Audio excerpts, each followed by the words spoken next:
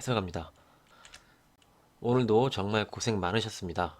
금요일 새벽이죠. 나스닥이 반등을 했지만 요새 시장 흐름이 거기에서 시초가의 영향을 받아요. 나스닥 영향은 받는데 홍콩이랑 중국 지수가 열리게 되면은 거기를 계속 우리 시장에 따라가려고 합니다. 그렇기 때문에 중국이 10시 반에 개장을 하잖아요. 그러면은 그 지수도 같이 꼭 체크를 하시면서 시장을 대응을 하셔야 됩니다. 이 부분 추가적으로 좀 말씀을 드리고요. 오늘 영상은 이제 시황 방송 그리고 이제 만기주 전략에 대해서 좀 말씀을 드리도록 하겠습니다. 오늘 이제 코스피 시장이 3,000포인트 이탈했습니다. 2,996포인트로 1% 하락 마감을 하는 모습이고요. 코스닥이 904포인트로 2% 정도 하락을 하면서 마감을 하는 그런 모습입니다. 실제로 장 열리고 이렇게 상승 시도가 나왔었어요. 코스피, 코스닥, 양시장 모두. 그러면서 이제 중국 지수도 개장을 하고 나서 흐름이 처음에 좋았거든요. 근데 걔네들이 돌리면서 우리 시장도 급격하게 좀 조정을 받는 그런 모습입니다. 그래서 오늘의 증시와 전략 좀 말씀을 드리도록 하겠습니다.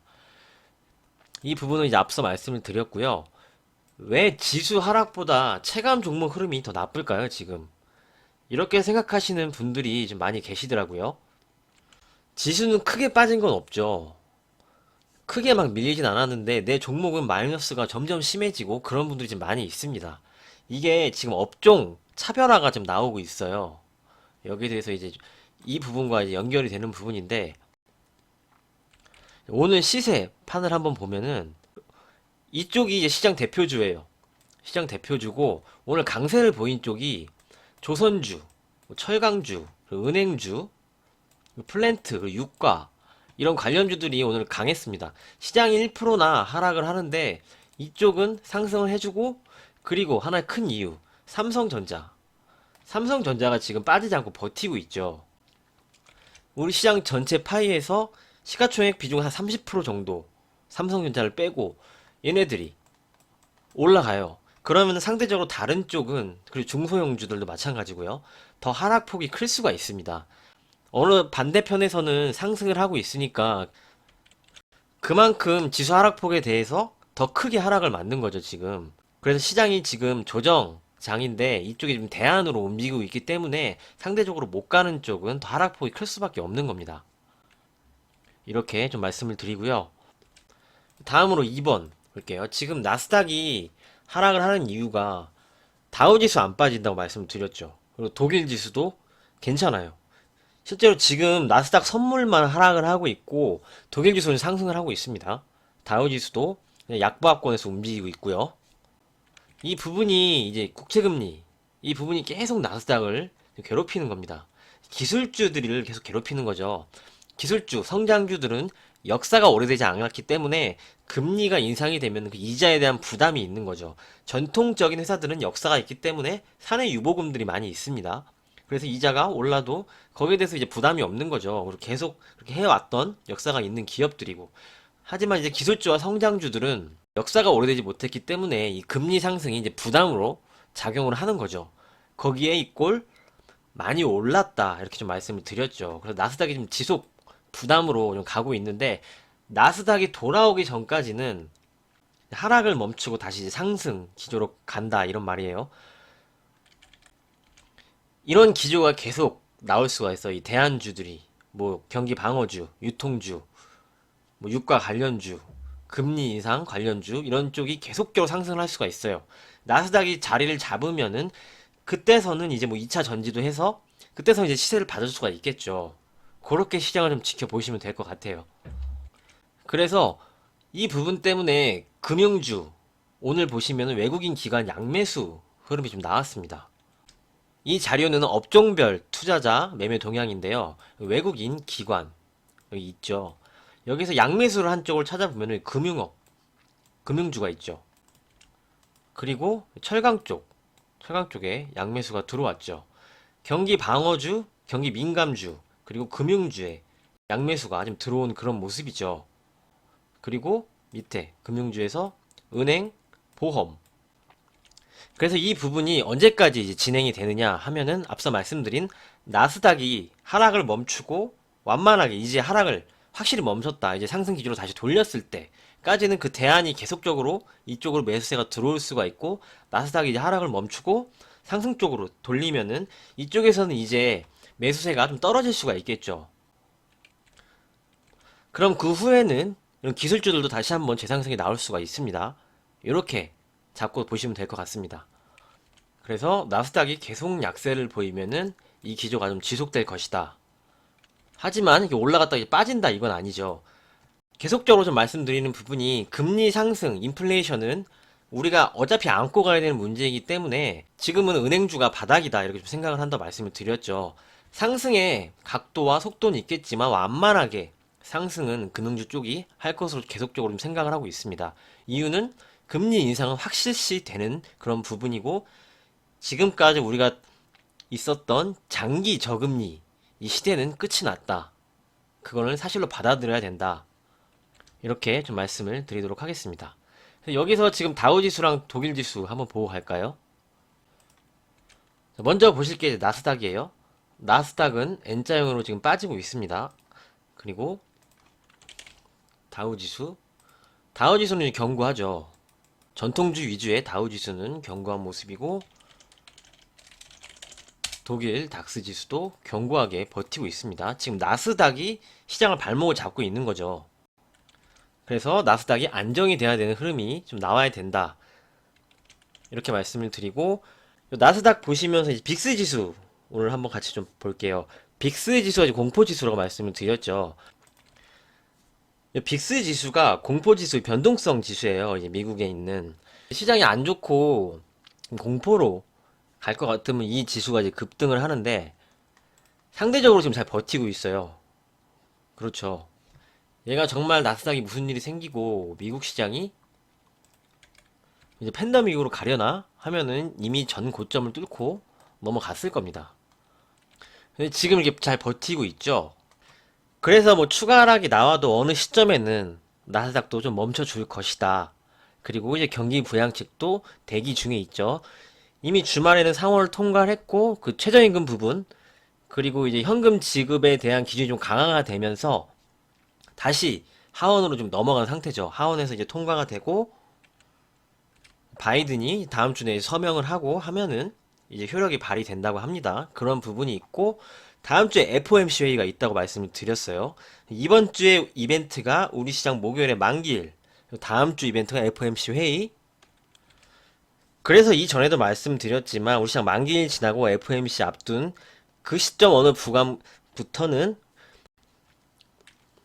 시장의 흐름이 좀 전환이 나오지 않을까 이렇게 좀 미리 말씀을 드렸습니다. 여전히 그렇게 지금 보고 있어요. 이렇게 좀 말씀을 드리도록 하겠습니다. 그럼 이제 다음으로 3번 시장 조정이 어디까지 나올 것인가 제 입장을 좀 말씀을 드리고 시장 수급과 포지션 그리고 이번 주 만기일이니까 만기일 포지션도 한번 보고 결론 전략을 함께 좀 말씀을 드리도록 하겠습니다. 요새 이제 인터넷 보니까 뭐 2800까지 떨어진다 뭐 2800포인트까지 간다 뭐 이런 글들이 많이 있더라고요. 근데 그게 왜 2800이 나올까 하면서 좀 보니까 여기 추세를 이렇게 그려보면은요. 여기 2800까지 와요. 그렇죠. 2800 부근까지 오기 때문에 이 하단까지 내려올 수도 있겠네. 이렇게 사람들이 좀 얘기를 하는 것 같습니다. 근데 여기까지 내려올지 안 내려올지는 그건 모르죠. 그건 아무도 모르는데 전혀 뭐 가능성이 없다고 생각을 하지 않아요. 제가 이제 보는 관점에는 이 2800이란 지수대가 오늘 종가가 좀 3000포인트라고 치면은 한 6, 7%밖에 안 돼요. 10%에 300포인트니까 10%가 빠지면 2700포인트가 나오는 거잖아요. 우리 시장 추세를 그려볼게요. 여기를 넘어가야 된다 말씀을 드렸죠. 그러면서 이제 분봉으로 말씀을 드릴게요. 이 추세가 넘어가면서 수급이 개선되기 전까지는 계속 보수적으로 보셔야 되는 게 맞습니다. 대형주 이 코스피 시장 전략으로는 여기가 지금 저항선이잖아요. 올라왔다 바로 떨어지고 여기를 계속 저항으로 막고 있습니다. 지난 영상에서도 여기를 돌파를 하면서 수급이 개선되는 흐름이 나오면 그때가 이제 전환이다 이렇게 좀 말씀을 드렸죠. 오늘은 이거 올라가지도 못하고 그냥 밀려버리는 흐름이에요. 계속적인 조정을 지금 받으면서 내려오고 있는 거거든요. 근데 이게 너무 길게 끌어가면은 한번 툭 떨어져요. 그래서 이 부분에 대해서 지난번에 말씀을 드렸지만 이런 가능성이 있기 때문에 지금은 좀 지켜보시고 아직 조정이 끝난 게 아니기 때문에 기다리셔야 된다. 이렇게 좀 말씀을 드린 부분입니다. 일봉으로 다시 한번 볼게요. 일봉으로 보시면 이렇게 보시면 될 것 같아요. 요렇게 보시고 요렇게 한다고 말씀드렸죠. 그래서 내가 안전하게 시장을 보려면 이 상단선을 돌파를 하면서 수급이 개선이 되고 선물 부분이 환매수가 되고 환율 부분이 안정적으로 변하고 그런 모습이 나야지 내가 안전하게 돈을 벌 수 있는 구간이 오는 것이다. 하지만 오늘도 그런 구간은 오지 않았습니다. 거래 대금도 크게 늘지 않았고요. 오늘 강력한 시장의 수급 주체가 없었고 수급을 보시면은 외국인 기관이 양매도, 코스닥에서도 양매도, 연기금은 정말 미친 듯이 계속 팔고 있고요. 이제 3000포인트 미치니까 팔지 말아야 되는데 정말 큰 부담으로 우리 시장에 작용을 하고 있습니다. 연기금이 매도가 멈춰야지 시장이 좀 가볍게 움직일 수가 있을 것 같아요. 그리고 이제 선물 시장에서도 외국인이 추가적으로 2,900억을 좀 매도를 하는 그런 모습입니다. 옵션 시장에서는 역시 만기를 앞두고 양쪽 변동성을 보겠다는 양매수가 좀 들어왔습니다. 그러면은 이제 만기일이 목요일에 있으니까 옵션에 대해서 쉽게만 잠깐만 설명을 드릴게요. 이 옵션 포지션, 누적 포지션인데요. 여기 외국인이 있어요. 외국인 보시면은 큰 금액으로만 보세요. 여기가 이제 콜옵션이고 여기가 풋옵션입니다. 이쪽이 상승 베팅, 여기가 하락 베팅. 금액 자체를 보면은 여기보다 여기가 더 크죠. 이쪽에 더 집중이 돼 있는 건데 지금 매수보다 매도가 더 많죠.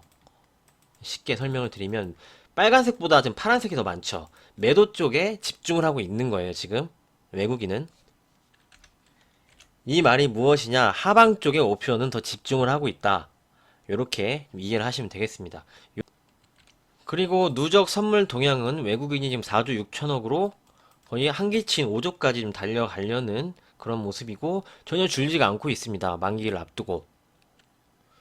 이 흐름은 역시 시장에 좀 부담이 계속적으로 작용을 하겠죠. 그리고 오늘 환율 추이를 보면은 환율이 7원 상승을 했습니다. 그러면서 다시 이 음봉을 감싸는 상승이 나오면서 추가적인 상승 쪽으로 움직이려고 하고 있어요. 제가 지난 영상에서도 오늘 상승 시도가 나오겠지만 그 상승 시도가 나올 때 이런 수급들을 함께 보시면서 가셔야 된다 말씀을 드렸죠. 그런데 이런 부분이 개선이 되지 않으니까 시장이 다시 밀리는 거죠. 중국 증시 영향도 이렇게 받으면서. 그렇기 때문에 이 수급 부분을 장중에 꼭 체크를 하시면서 내가 추가적으로 매수를 해도 될지 이런 부분을 수급을 함께 보면서 가시는 게 좋을 것 같습니다. 이렇게 좀 말씀을 드리도록 하겠습니다. 그래서 이제 결론을 좀 말씀을 드리면은 시장 조정은 아직 끝나지 않았다 라고 생각을 하고 아직도 좀 기다리시고 보수적으로 보셔야 된다. 그리고 뭐 최근에 말씀드린 것도 뭐 금리 관련주, 뭐 유가 관련주 해서만 이제 종목들을 좀 말씀을 드렸는데 이제 나스닥이 살아나기 전까지는 그런 쪽으로 계속적으로 좀 자금이 될 것이고 그리고 최근에 보면은 종목별로 막 30% 이렇게 빠지는 종목들이 있습니다. 그래서 시장이 뭐 하락이 나와서 그런 종목들이 좀 추가적으로 하락이 나왔을 때는 내가 분할 매수로 낙폭 과대로 그런 쪽은 따라서 매도를 하는 게 아닌 내가 분할 매수로 좀 모아가서 수익을 챙기셔야 된다. 이렇게 전략까지 좀 말씀을 드리도록 하겠습니다. 이전에도 그랬죠. 뭐, 요 구간 때도 뭐 낙폭과대 이렇게 하고 그랬지만 주식이 이렇게 빠지게 되면 무서워서 못 사죠. 하지만 주식의 악재는 많이 올라서 비싼 게 악재고 주식이 많이 빠져서 싸지면은 그건 호재예요. 가격 메리트가 생기는 거잖아요. 근데 우리가 이 바닥을 모르니까 이제 분할 매수로 가는 거죠.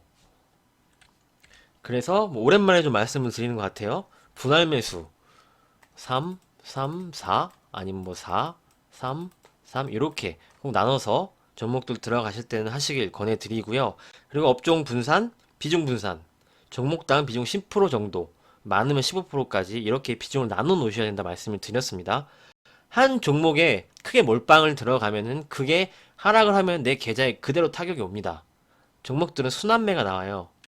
이 부분 그리고 이제 신용하고 대출 해서 주식 투자하시면은 시간이 제약이 있기 때문에 내가 더 심리적으로 무너진다. 요것만 지키면은 이제 50%는 내가 이기고 가는 거다 말씀을 드렸죠. 이 부분 오랜만에 다시 한번 좀 말씀을 드리도록 하겠습니다. 그래서 시황 이렇게 좀 잡고 가시면 될 것 같고요. 이제 추가적으로 전략까지 좀 말씀을 드렸습니다. 대형주는 아직은 좀 기다리셔야 될 것 같아요. 완벽한 좀 매수 저가 메리트나 뭐 시장이 돌렸다 이런 흐름이 나오지 않았기 때문에 조금 더 보고 확실하게 좀 돌아서는 흐름이 나오기 전까지는 만기일도 있으니까 좀 여유롭게 지켜보시면서 시장 접근하시길 바라겠습니다.